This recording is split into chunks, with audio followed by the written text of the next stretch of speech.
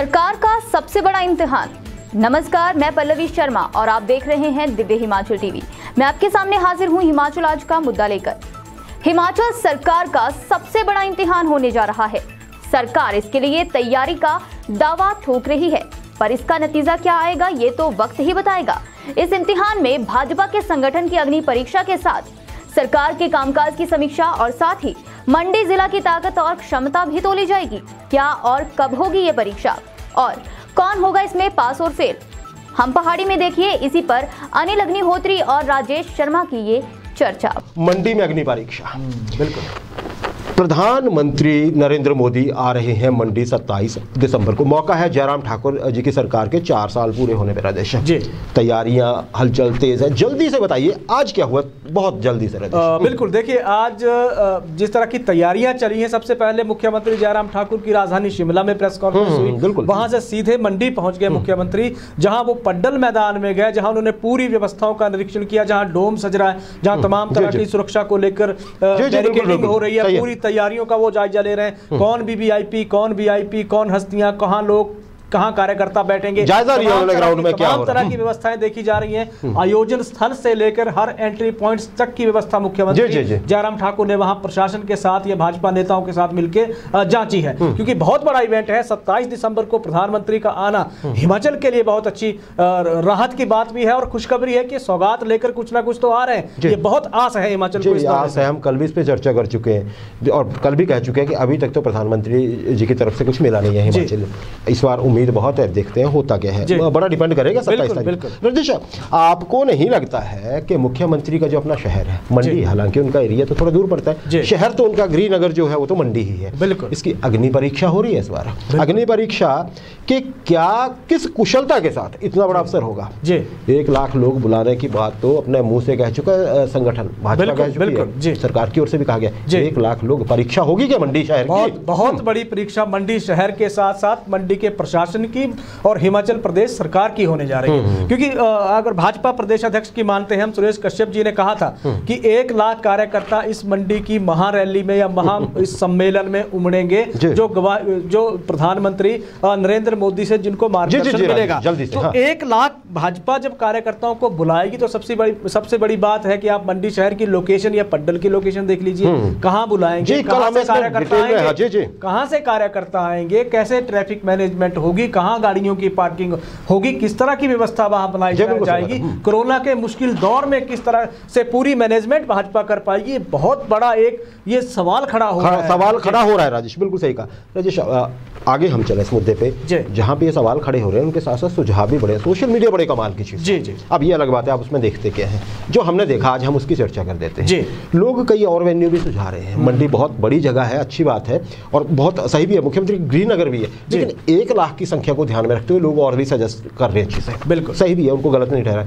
उनमें एक सुझाव ये भी आ रहा है कि महाराज हमीरपुर में बड़ा टाइम हो गया, आप उनको जोड़ लेते, रैली करवा लेते, आप एनआईटी के ग्राउंड में पार्किंग वगैरह की व्यवस्था, कॉलेज का ग्राउंड भी नजदीक ही था, वहां इतनी झंझट नहीं होता। और भी बहुत शहर हैं, लेकिन हमीरपुर का हमने लोग खास जिक्र कर रहे हैं, क्या कहेंगे आप? बिल्कुल सही है। देखिए, हमीरपुर के जो 2 वेन्यू सुझाए जा रहे हैं अग्निहोत्री, जिनका जिक्र आपने एनआईटी या कॉलेज के ग्राउंड की बात की, वो वेन्यू नहीं है।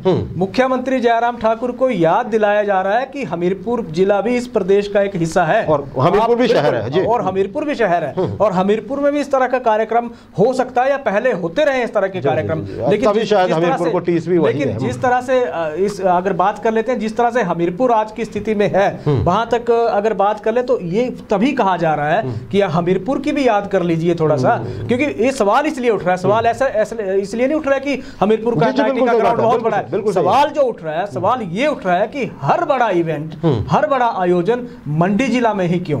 चाहे मंडी के पद्दर की बात हो जाए, चाहे मंडी के पड्डल की या शेरी मंच की बात हो जाए, जहां 15 अगस्त का कार्यक्रम हुआ था या 25 जनवरी का कार्यक्रम हुआ था, चाहे अब वाला ये 27 दिसंबर वाला इवेंट देख लीजिए, हर कार्यक्रम मंडी में क्यों? सवाल ये उठ रहा है। इसीलिए सुझाया जा रहा है कि एनआईटी का ग्राउंड हमीरपुर में भी आप वहां कर लेते हैं। हमीरपुर को लेकर राजेश एक और मजाक चल पड़ा है। बहुत से लोग ऐसे हैं जो हमीरपुर शहर जाते ही नहीं है, बाईपास से निकल जाते हैं। जी हमीरपुर क्या जाना बोलते हैं, वो अलग बात है। खैर, बाईपास बन गया, वो अच्छा भी है, ट्रैफिक का जरा दबाव घट गया।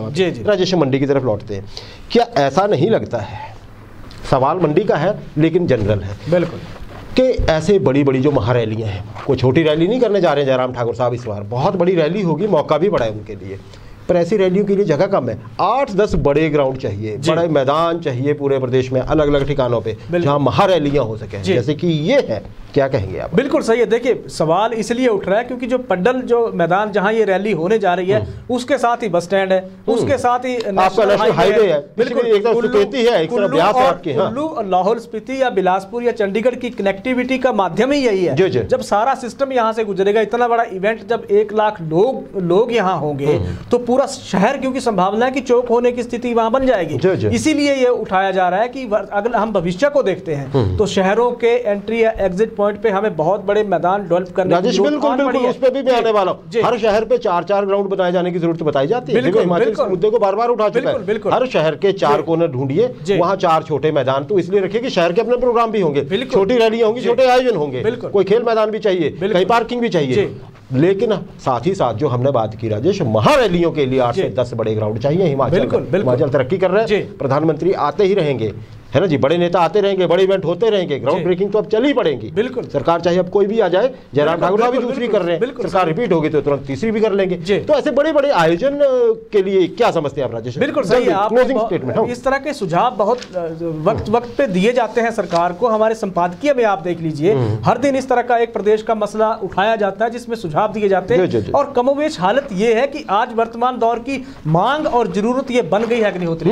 अगर मंडी शहर में ये इस तरह की व्यवस्था होती, शहर के आसपास इस तरह के 2-3-4 मैदान होते तो ये हम चर्चा नहीं कर रहे हैं। सबसे बड़ा संकट खड़ा होने वाला है। आप एक मैदान में अगर इस तरह का आयोजन होता है तो दूसरे मैदान में पार्किंग की व्यवस्था अपने आप बन जाती है। हमारे पास जब जगह होगी तो आयोजन उत्सव होते रहेंगे। थोड़ा सा उदाहरण जल्दी से थोड़ा सा ये है कि आप कहीं किसी भी शहर में अगर इस तरह का बड़ा इवेंट होता है तो शहर का पूरा सिस्टम, जिला का पूरा सिस्टम चौक होकर रह जाता है। जी बिल्कुल सही बात है राजेश। एक और भी खबर है इसमें कि जो आपके निजी बस ऑपरेटर उन्होंने कहा कि हम रैली वाले दिन बसें बंद रखेंगे, आपको कोई बस नहीं देंगे, आप कर लो क्या करना है। अब सरकार के सामने सीधे ये बार-बार जो निजी बस ऑपरेटर भी चुनौती बन के खड़े होते हैं, सरकार को हल दोनों तरफ से निकालना पड़ेगा। ये बार-बार जनता को परेशान करने वाली बात ठीक नहीं है।